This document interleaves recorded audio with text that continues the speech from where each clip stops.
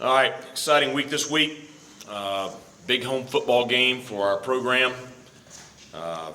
It's always exciting when we get to conference play, and certainly being a member of the American Conference, what kind of league we play in, the quality of the teams in our league, and so to start off with one at home, I think is certainly a big plus for us.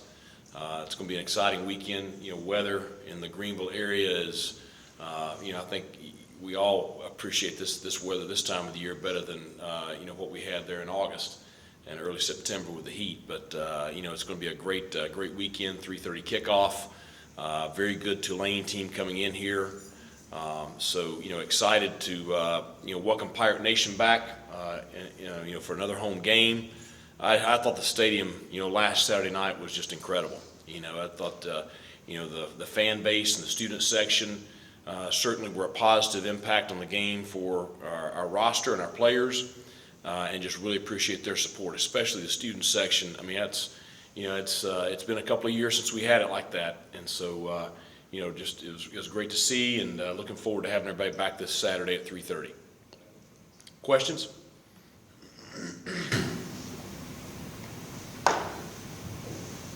Coach, I know you have a lot of respect for Willie Fritz, Tulane. Just when you turn on the tape for them, what stands out the most right away? Well, I think you see, Coach Fritz's fingerprints everywhere on the program. Whether it's offense, defense, or special teams, I think you see a very physical football team. That's the biggest thing that stands out. When you watch their offensive line, the way they play, Coach and I have a very similar philosophy on how the game should be played, and I think it's just very obvious, watching them. Just seeing his philosophy there. So I think the physicality is the big thing that stands out. Certainly they have talented players. Quarterback's a great player, but that's the first thing that pops. With the quarterback in maybe a lot of facets, when you look at last year's game at all and drawn any of that, some of the success they had right. last year? Well, yeah, I think that makes sense to look at it. We have looked at it in detail. I think you look at the sampling from the first 4 games this year, and then you look at the stuff they did last year, because it is the same quarterback. It's a different coordinator, but it's still same head coach, same philosophy, and the same quarterback. So, they're going to look at the things they did well against us last year. We're going to look at the things that, we struggled with last year as we're putting together our game plan and kind of mesh that with what we've seen from the first 4 ball games. Coach, you can talk about your punter a little bit. Punter of the week this week for the Ray Guy Award. Obviously, you don't want your punter of the week to be the punter of the week, right? But he was, and just talk about his, the way he delivers. When you need one inside the 20, when you need a boomer, he's able to do both of those. Well, I think the big improvement on John, this year from last year has been the consistency.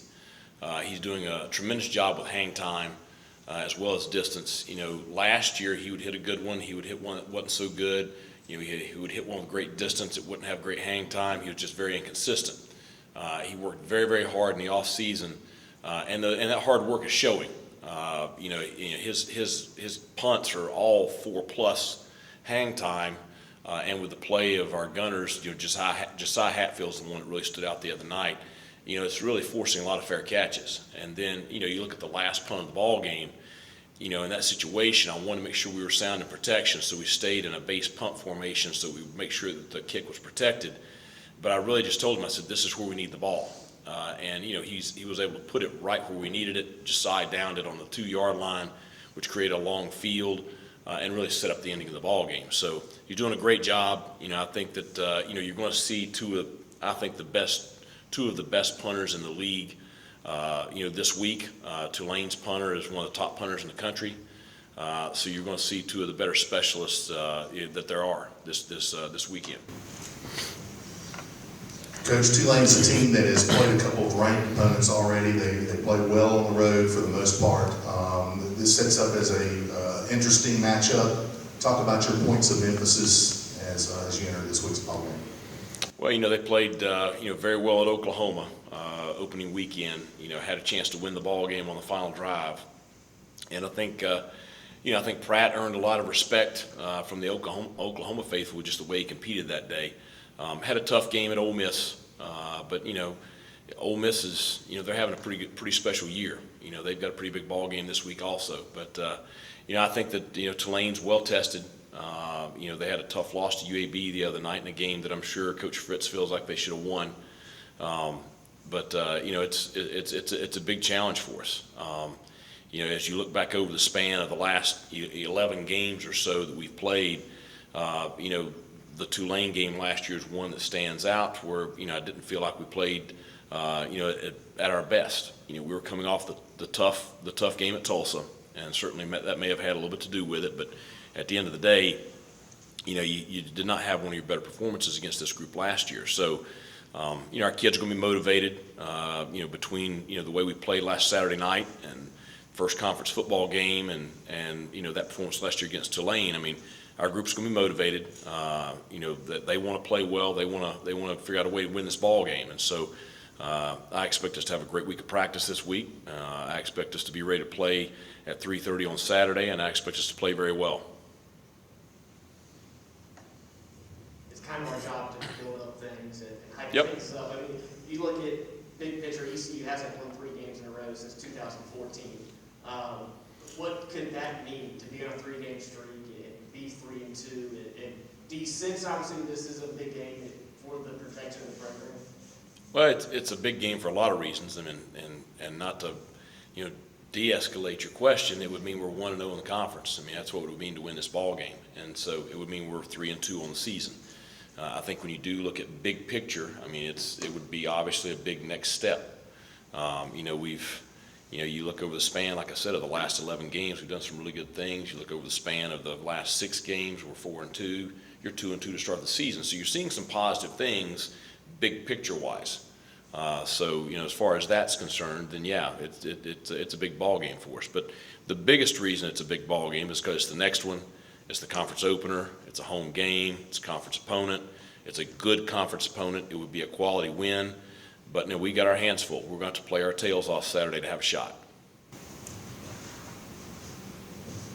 Coach, a couple of injury questions for you. Any update on Rob Vanderlyn, and then also, like I said, I guess Ramsor is dealing with something, and Cam didn't seem to play pretty well for a handful of snaps. He's still not 100%, though.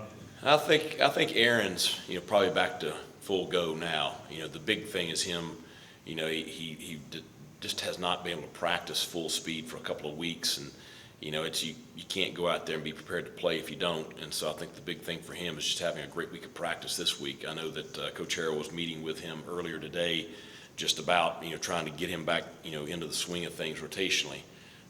Because obviously if we can get him playing at a high level, that just creates so much more depth for us defensively and allows us to do a lot of different things. With Rob, just don't really know the extent right now. We don't think it's too serious. But we'll know later this week. Coach, I noticed early in the second half, Trent Holler got some possessions at center. He looked really good live ball. How did he do with the pre-snap responsibilities of the center position? Well, Trent actually started the game the other night, so he played a good bit in the first half too, and he actually finished the game against Marshall. So, he's been in the rotation, pretty steadily and playing well.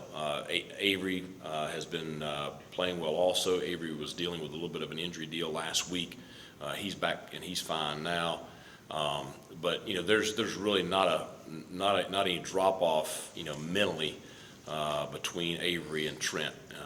In fact, that's probably one of Trent's strengths. They're just a little bit different body types.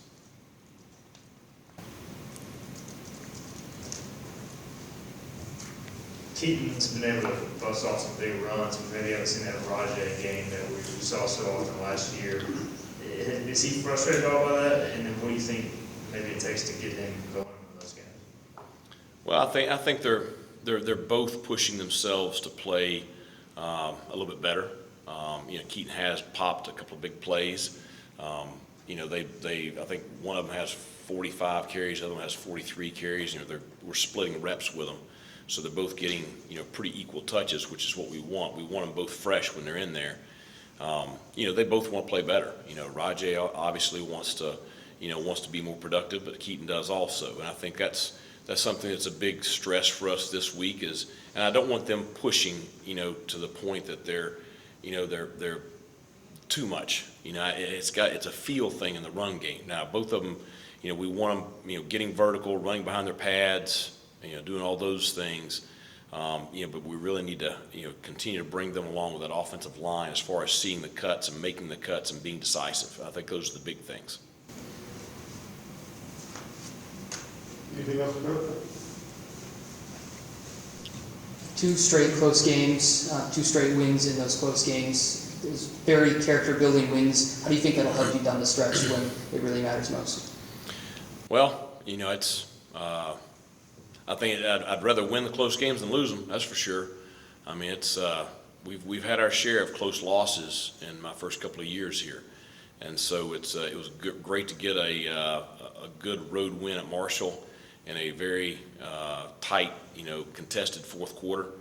I think if you're looking for a positive from last Saturday night, it's we did not play well. I'm not happy with the way we performed, but we found a way to win the ball game.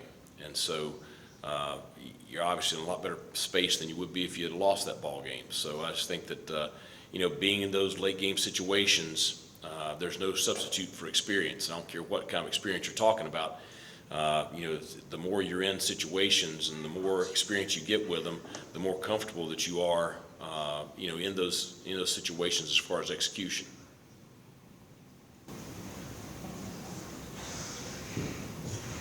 Coach, through 4 games, 30% on third down offensively. I know that's probably frustrating for you guys, but what do you identify as maybe the problems there through 4 games?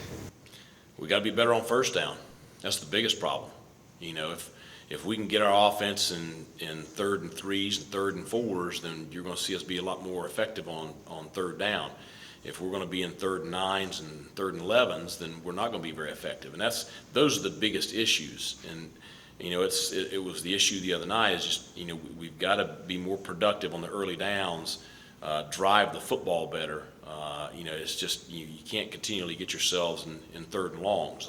Those are challenging situations for you offensively. It's what we try to do defensively. Our big thing on defense is, try to play well on 1st and 2nd down, get it to 3rd down and win 3rd down. But if you're sitting 3rd and 2 defensively all the time, you're going to struggle on 3rd down. So, that's the big thing, it's just being more productive on the early downs. Any other questions for Coach? Thanks, Coach. Okay, thanks a lot, guys. Appreciate it.